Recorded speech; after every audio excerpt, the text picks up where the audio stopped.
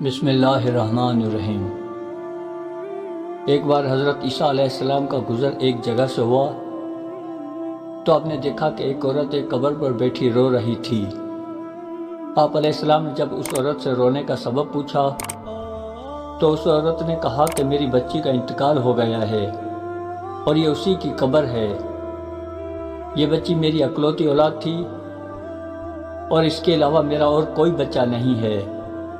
میں نے اللہ تعالیٰ سے عہد کر رکھا ہے کہ میں اس جگہ سے تب تک نہیں ہٹوں گی جب تک یا تو میری بچی زندہ ہو جائے یا پھر مجھے بھی موت آ جائے۔ بس میں انتظار میں ہوں، دیکھوں کیا ہوتا ہے۔ حضرت عیسیٰ علیہ السلام نے اس عورت سے پوچھا، اگر تو اسے ایک دفعہ دیکھ لے تو کیا اسے واپس جانے دے گی؟ اس عورت نے کہا، ہاں، مجھے تمہاری شرط منظور ہے۔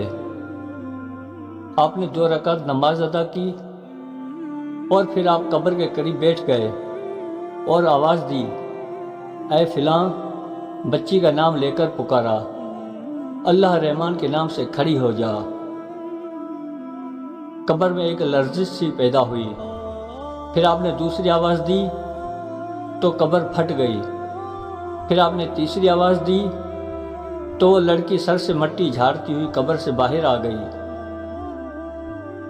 حضرت عیسیٰ علیہ السلام نے اس لڑکی سے پوچھا کہ اتنی دیر کیوں کی؟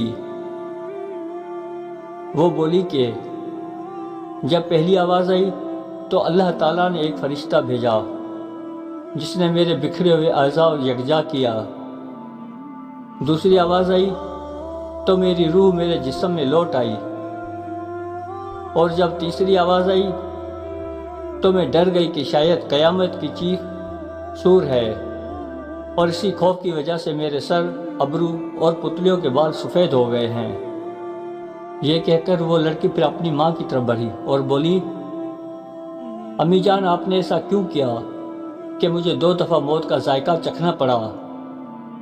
اے میری امی جان، صبر و تحمل سے کام لیجئے، اب مجھے اس دنیا کی کوئی ضرورت نہیں ہے۔ پھر اس لڑکی نے حضرت عیسیٰ علیہ السلام سے عرض کیا کہ اے روح اللہ، اللہ عز و جل سے دعا کیجئے کہ وہ مجھے دار آخرت کی طرف لوٹا دیں اور مجھ پر موت کی سختی آسان فرما دیں۔ حضرت عیسیٰ علیہ السلام نے دعا فرمائی۔ اللہ تعالیٰ نے لڑکی کو اس دنیا سے اٹھا لیا۔ آپ علیہ السلام نے اسے دفن کر کے قبر کی مٹی برابر کر دی۔ بنی اسرائیل کے یہودیوں کو جب اس واقعے کا علم ہوا تو ان کے غصے کی کوئی انتہا نہ رہی۔ اسی طرح ایک بار بنی اسرائیلیوں نے آپ علیہ السلام سے مطالبہ کیا کہ آپ حضرت نوح علیہ السلام کے بیٹے حضرت سام بن نوح علیہ السلام کو زندہ کر دیں، تو آپ نے اللہ تعالیٰ سے دعا فرمائی اور نماز ادا کی۔ اللہ تعالیٰ نے حضرت سام بن نوح علیہ السلام کو زندہ فرما دیا، اور انہوں نے بنی اسرائیل کے لوگوں کو کشتی نوح اور اس واقعے کے بارے میں آگاہ کیا۔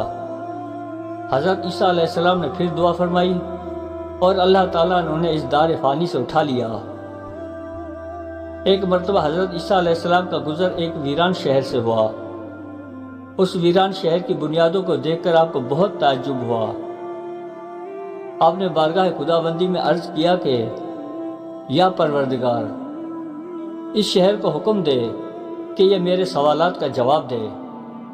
اللہ تعالیٰ نے شہر کو قوت گویائی عطا فرما دی اور حکم دیا کہ اے شہر، حضرت عیسیٰ علیہ السلام کو جواب دے۔ شہر نے گفتگو کرنا شروع کر دی، اے میرے پیارے عیسیٰ، تو مجھ سے کیا پوچھنا چاہتا ہے؟ آپ نے پوچھا، اے شہر، تیرے درختوں، نہروں اور محلاتوں کو کیا ہوا؟ اور بتا کہ تیرے باسی کہاں گئے؟ اس شہر نے جواب دیا، اے میرے پیارے حبیب، تیرے رب کا سچا وعدہ آ پہنچا۔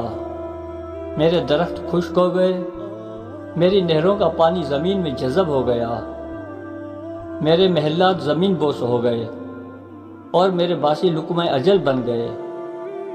آپ نے پوچھا، ان کا مال و دولت کہاں گیا؟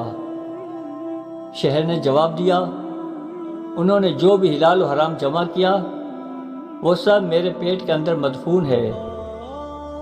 آسمانوں اور زمین کے خزانے اللہ تعالیٰ کے لیے ہی ہیں۔